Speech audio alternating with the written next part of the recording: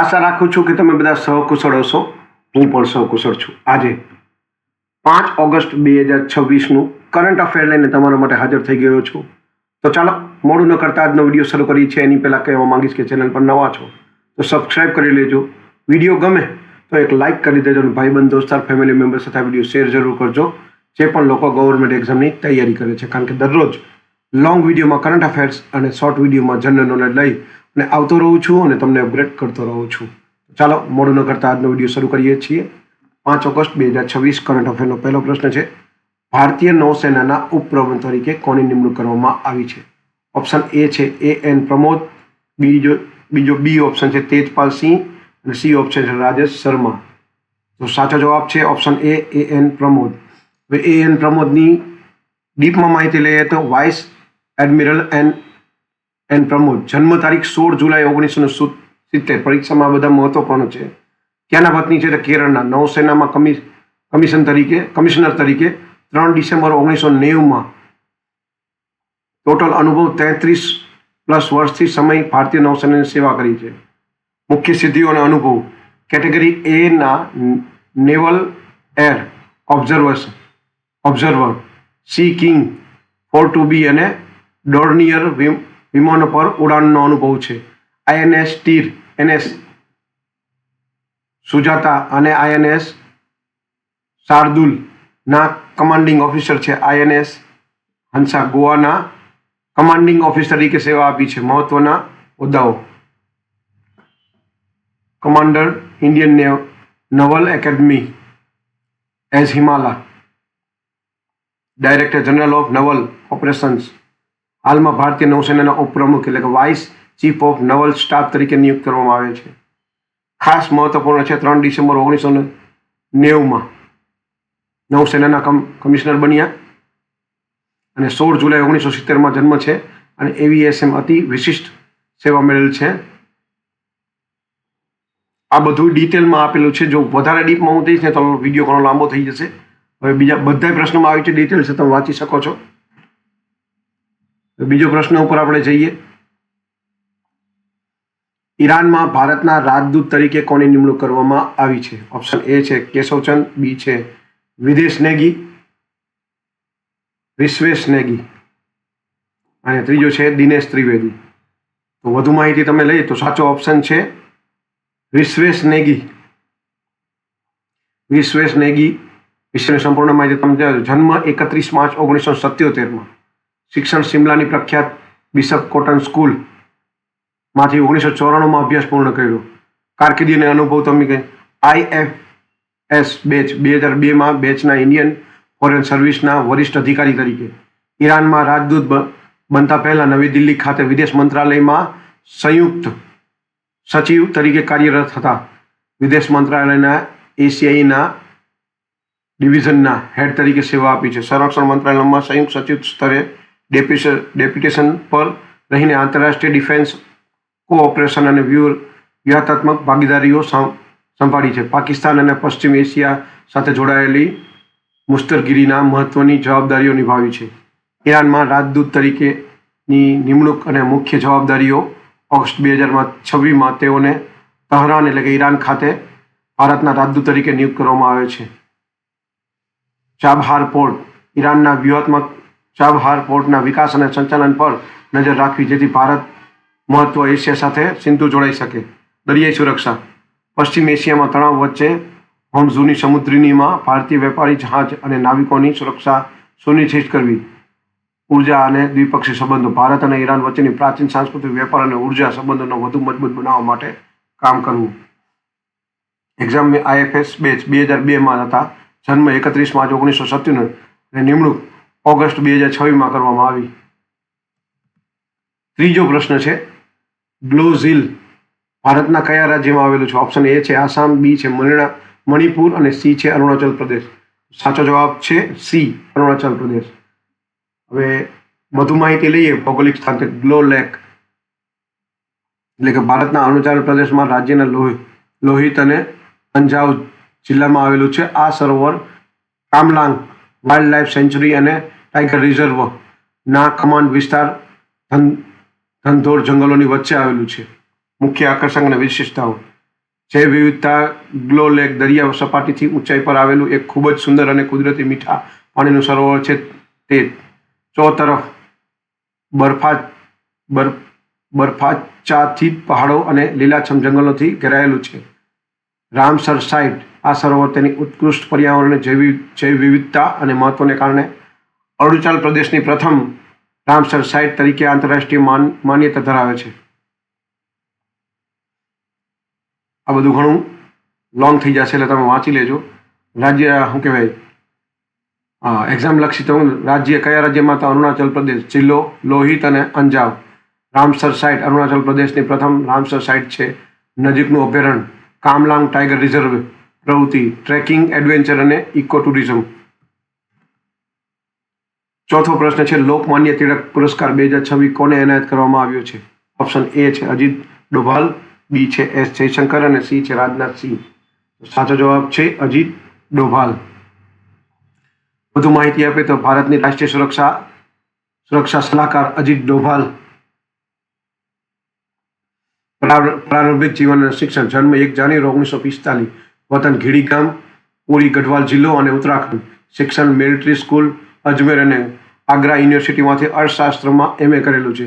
IPS અધિકારી 1968 બેચના કેડરના IPS અધિકારી છે. બીજો છે કારકિર્દી અને ગુપ્તચર સેવાઓ IB. ઇન્ટેલિજન્સ બ્યુરો IBમાં લાંબો કાર્યકાળ. 2005માં IBના ડિરેક્ટર તરીકે નિવૃત્ત. લગભગ 7 વર્ષ પાકિસ્તાનમાં ગેરકાયદેસર રીતે અંડરકવર એજન્ટ તરીકે માહિતી એકઠી કરી. ઓપરેશન બ્લુ સ્ટાર 1988માં રિક્ષા ચાલક અને ISI એજન્ટનું ગ્રુપ ધારણ કરીને સવર્ણ મંદિરની અંદર જઈ મહત્વપૂર્ણ માહિતી એકઠી કરી. મિઝો નેશનલ ઊંટના બળવાખોરોને મુખ્ય ધારામાં લાવાયાનો મહત્વનો ફાળો છે. પંજાબ આતંકવાદને ડામવામાં નિર્ણાયક ભૂમિકા ભજવી છે. ત્રીજો પ્રશ્ન છે રાષ્ટ્રીય સુરક્ષા સલાહકાર NSA તરીકે કાર્યકાળ છે. મે 2014માં ભારતના 5મા રાષ્ટ્રીય સુરક્ષા સલાહકાર NSA તરીકે નિમણૂક. ડોભાલ સિદ્ધાંતના ડોવેલ ડોક્ટ્રેન આ ફર્મ અને રક્ષાત્મક વ્યૂહરચના ભારત પર થતા પ્રહારો જડબાતોડ જવાબ આપવાની નીતિ છે. મુખ્ય ઓપરેશન સર્જિકલ સ્ટ્રાઇક 2016માં સીમાપાર આતંકી અને અડ્ડાઓ પર કાર્યવાહી. બાલાકોટ એર સ્ટ્રાઇક 2019 આતંકવાદી તાલીમ કેમ્પો પર હવાઈ હુમલો. આ બધો જ પરીક્ષામાં પૂછાયો છે. ડોલ લામમાં વિવાદ 2026. ચીન સાથેના ગતિરોધ દરમિયાન કૂટનીતિક અને વ્યૂહાત્મક રીતે પરિસ્થિતિ સંભાળી. પુરસ્કાર અને એવોર્ડ્સ. કીર્તિચક્ર સામાન્ય રીતે સૈન્ય અધિકારીઓને મળતો વીરતા પુરસ્કાર મેળવનાર તેમનો પ્રથમ પોલીસ અધિકારી. 1988માં પ્રેસિડેન્ટ પોલીસ મેડલ. ઉત્કૃષ્ટ સેવાઓ બદલ ભારત સરકાર દ્વારા સર્વોચ્ચ પોલીસ પદથી સન્માનિત. અને લોકમાન્ય તિલક પુરસ્કાર 2026 દેશની સુરક્ષા અને સમૃદ્ધિમાં અપ્રતિમ યોગદાન આપવા બદલ 2026નો આ પ્રતિષ્ઠિત એવોર્ડ મળ્યો છે. પરીક્ષાલક્ષી ફેક્ટ છે. જન્મ 1 જાન્યુઆરી 1945. IPS batch 1968 Kerala cadre. IB director 2005. NS બને 2014. કીર્તિચક્ર 1988. એવોર્ડ લોકમાન્ય તિલક રાષ્ટ્રીય પુરસ્કાર 2026. પાંચમો પ્રશ્ન છે ભારત રોથેલ્ડન ટેબલ ટેનિસ ચેમ્પિયનશિપ 2026માં કેટલા સુવર્ણ પદકો જીત્યા? ઓપ્શન એ છે 5, બી છે 7 અને સી છે 6. સાચો જવાબ છે સી 6 સુવર્ણ પદકો. આયોજન 27 જુલાઈથી 2 ઓગસ્ટ સુધી કરવામાં આવ્યું છે. સ્થળ ત્યાગરાજ સ્ટેડિયમ નવી દિલ્હી. મહત્વ આ વખતે ગ્લાસ્ગો 2026 કોમનવેલ્થ ગેમ્સમાંથી ટેબલ ટેનિસને બાદ કરવામાં આવ્યું હોવાથી આ ચેમ્પિયનશિપમાં અલગથી યોજવામાં આવી હતી. ભારતનું કુલ પ્રદર્શન 6 ગોલ્ડ મેડલ, 4 સિલ્વર અને 5 બ્રોન્ઝ.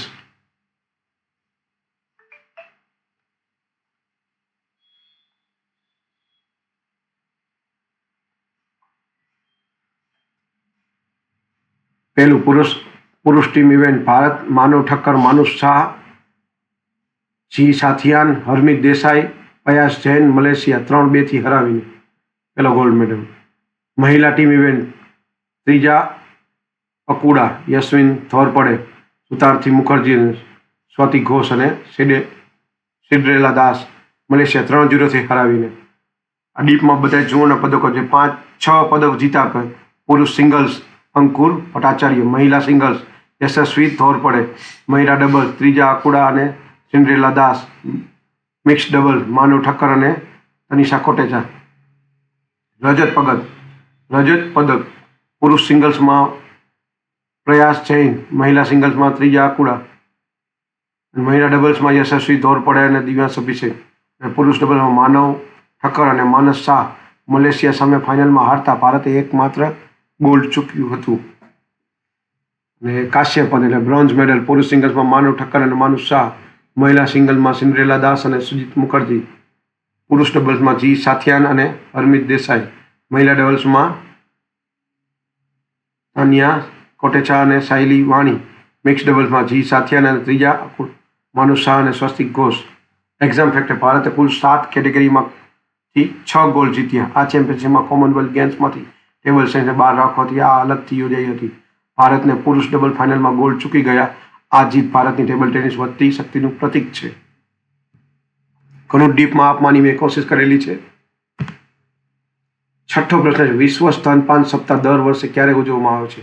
1 મે ઓપ્શન એ છે, બી ઓપ્શન છે 15 ઓક્ટોબર, સી ઓપ્શન 1 થી 7 ઓગસ્ટ. તો સાચો જવાબ છે સી, 1 થી 7 ઓગસ્ટ. આયોજન સમય દર વર્ષે 1 થી 7 ઓગસ્ટ. વિશ્વ સ્તનપાન સપ્તાહની શરૂઆત 1992માં world alliance for breastfeeding action દ્વારા કરવામાં આવી. શરૂઆત ક્યારે થઈ? 1962માં. અને દર વર્ષે ક્યારે? 1 થી 7 ઓક્ટોબર. મુખ્ય હેતુ સ્તનપાન અંગે જાગૃતિ વધારવા, માતાઓને સમર્થન આપવું અને બાળક સર્વાંગી વિકાસ માટે સ્તનપાનના મહત્વને પ્રોત્સાહન આપવું. સ્તનપાનના ફાયદા, રોગપ્રતિકારક શક્તિ, આ નોર્મલ છે બધું. અને એ પરીક્ષા ફેક્ટ છે 1 થી 7માં તારીખ યાદ રાખવાની. કઈ તારીખે? શરૂઆત 1992માં. પ્રારંભ કરનાર WABA સંસ્થા. અને મુખ્ય હેતુ જાગૃતિ, સમર્થન અને સ્તન પ્રોત્સાહન. 7મો પ્રશ્ન છે, હેન્ડલૂમ ટેકનોલોજીમાં સેન્ટર ઓફ એક્સલન્સનું ઉદ્ઘાટન ક્યાં કરવામાં આવ્યું? ઓપ્શન એ છે IIT મુંબઈ, બી છે IIT દિલ્હી અને સી છે IIT કાનપુર. સાચો જવાબ છે IIT દિલ્હી. વધુ માહિતી લઈએ તો પહેલો, centre of excellence handloom technology વિશે માહિતી. કેન્દ્ર સરકાર દ્વારા વિકાસ ટેક્સટાઇલ મંત્રાલય IIT દિલ્હી સંયુક્ત પ્રયત્નો વિશે કેન્દ્રનું સ્થાપન છે. મુખ્ય કાર્યનો વ્યવસ્થા, પરંપરાગત વણાટ કામમાં વધારાતા સાધનો અને મૂલ્ય હતું. IIT દિલ્હી વિશે ઇન્ફોર્મેશન આપેલી છે. સ્થાપના 1961માં કરી. બરોબર છે. ભારત સરકાર દ્વારા જાહેર કાયદેકીય સર્વોચ્ચ એન્જિનિયરિંગ અને ટેકનોલોજી સંસ્થાએ ઇન્સ્ટિટ્યૂટ ઓફ ધ એમનાયન્સનો દરજ્જો આપવામાં આવ્યો. શિક્ષણ courses BTech, MTech, MSc, BSc in physics.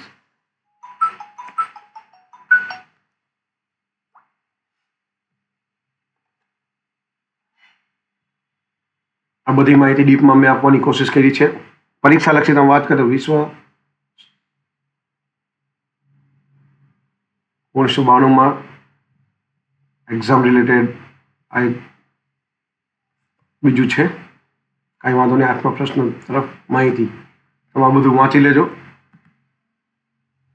દક્ષિણ ભારતની પ્રથમ સેમિકન્ડક્ટર ચિપ યુનિટનું ઉદ્ઘાટન ક્યાં કરવામાં આવ્યું? ઓપ્શન એ છે ચેન્નઈ, બી છે અમરાવતી, સી છે વિશાખાપટ્ટનમ. સાચો જવાબ છે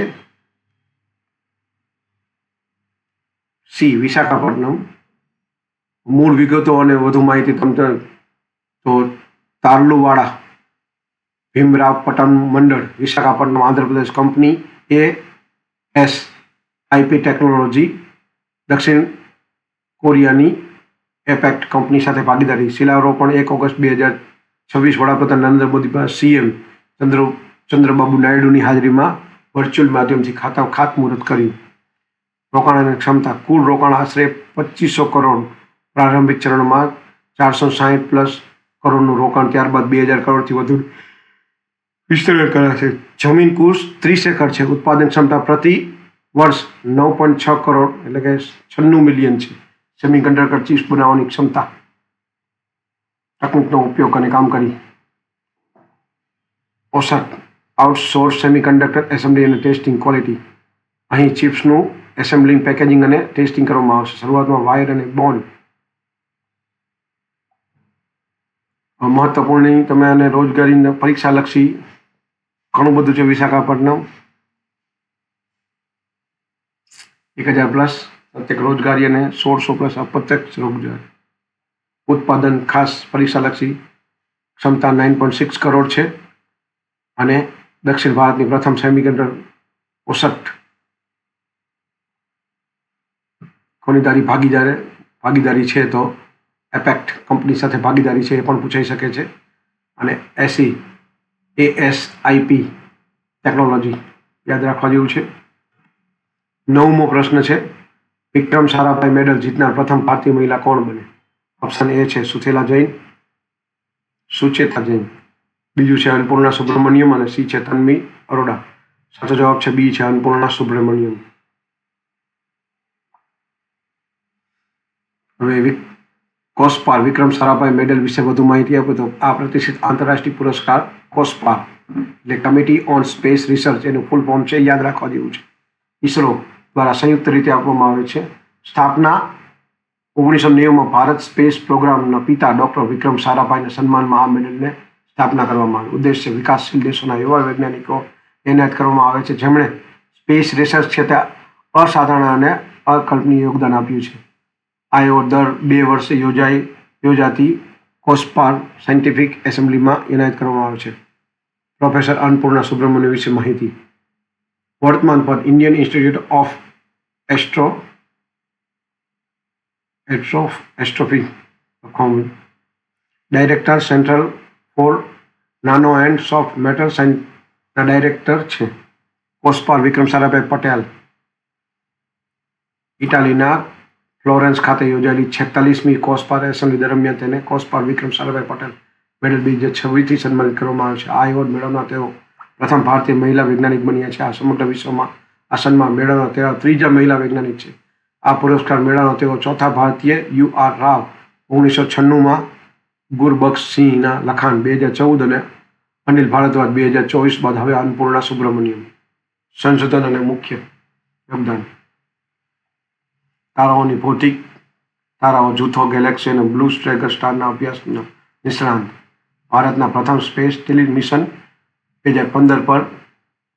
આ બધું વાંચી લેજો તો પરીક્ષા લખી. ડોક્ટર વિક્રમ સારાભાઈ નામે સ્થાપિત આ મેડલ વિકસાવી દેશોને વૈજ્ઞાનિક સ્પેસ રેસ ક્ષેત્રે સ્તરીય યોગદાન માટે પ્રોત્સાહિત કરે છે.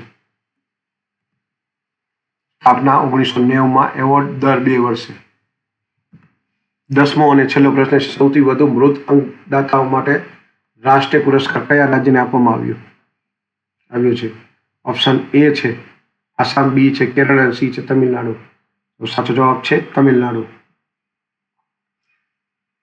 બધી માહિતી નોટો આરોગ્ય અને પરિવાર કલ્યાણ મંત્રાલય હેઠળ નોટો દ્વારા દર વર્ષે રાષ્ટ્રીય અંગદાન દિવસના પ્રસંગે આ એવોર્ડનું આયોજન થાય છે.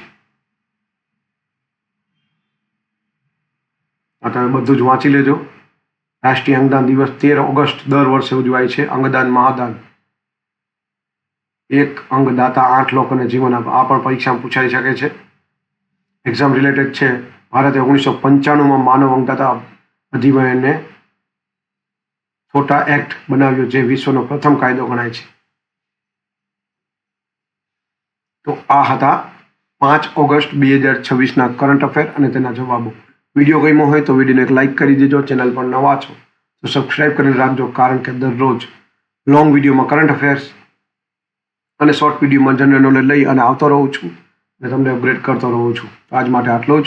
જય હિન્દ, વંદે માતરમ દોસ્તો.